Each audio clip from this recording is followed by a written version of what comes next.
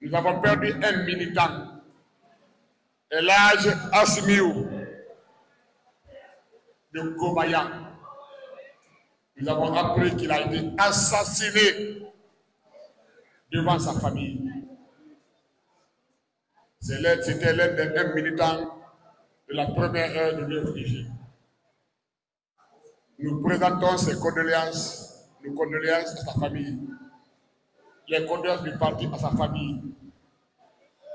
Nous présentons également nos condoléances à l'UFDG. C'est triste. C'est une véritable insécurité. Ça, c'est l'insécurité physique des Guinéens et des Guinéennes. À cela s'ajoute maintenant l'insécurité alimentaire. Nous avons appris par les zones que 500 tonnes de riz impropres à la consommation étaient en train d'être reconditionnés et remis dans des sacs neufs pour être vendus aux pauvres populations. Ce riz-là n'est pas venu par le ciel. Il est passé par nos frontières. Il est passé par le port autonome de Conakry, où il y a tous les services de santé, tous les services de sécurité et de contrôle. Comment 10 000 sacs de riz impropres à la consommation peuvent se retrouver sur le territoire guinéen sans qu'il y ait alerte précoce? Est-ce que c'est le seul cas? Est-ce que c'est le seul cas?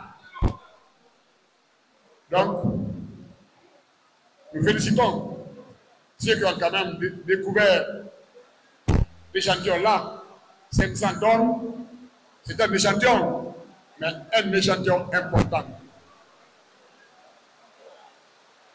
Donc, je voudrais également, je n'insisterai pas dessus, parce que Maître Salé nous a fait le compte rendu.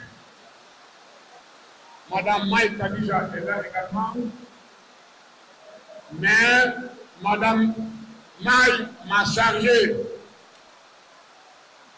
de vous féliciter, de vous remercier pour le soutien du parti, pour le soutien de ses militants, pour la prière des sages, pour la mobilisation des Gawalka qui l'ont accompagné pour l'épreuve de la fin de vie. Elle me charge de vous remercier pour cela. Évidemment, tous les communicants qui ont défilé à la tribune ici ont parlé de sujets sur lesquels je ne reviens plus. Voilà, la pluie a repris. Je ne sais pas comment nous allons rentrer chez nous, parce que l'inondation est devenue le compagnon permanent des Guinéens. Quand il pleut,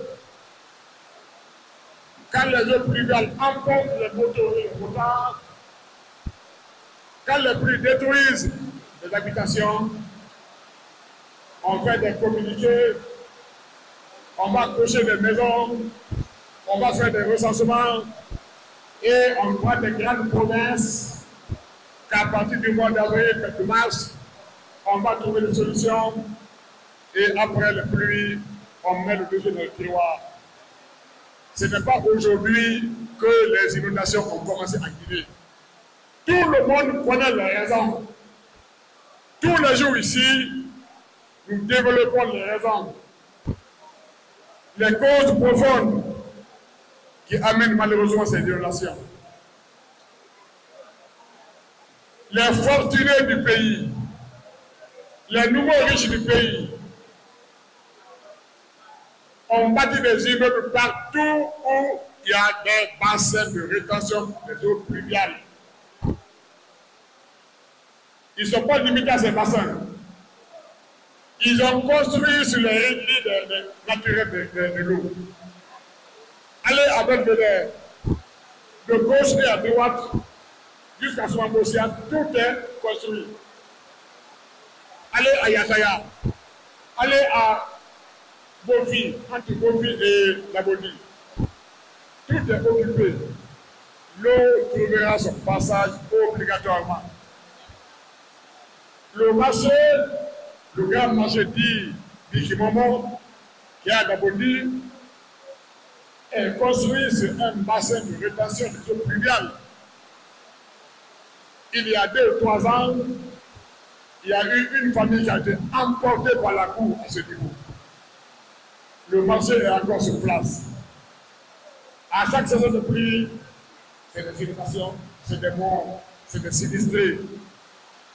Et à chaque occasion, c'est des grandes promesses, hélas, que les autorités prennent toujours, qui ne sont pas suivies.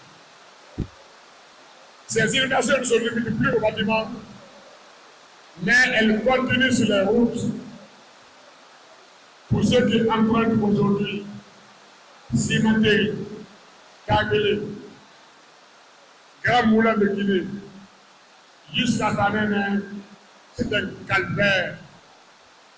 Vous passez une fois, vous perdez ou les pneus, ou les phares, ou les ressorts, ou les amortisseurs, et vous-même vous rentrez malade chez vous. Pourtant ici, il y a un gouvernement. Il y a une direction de l'État.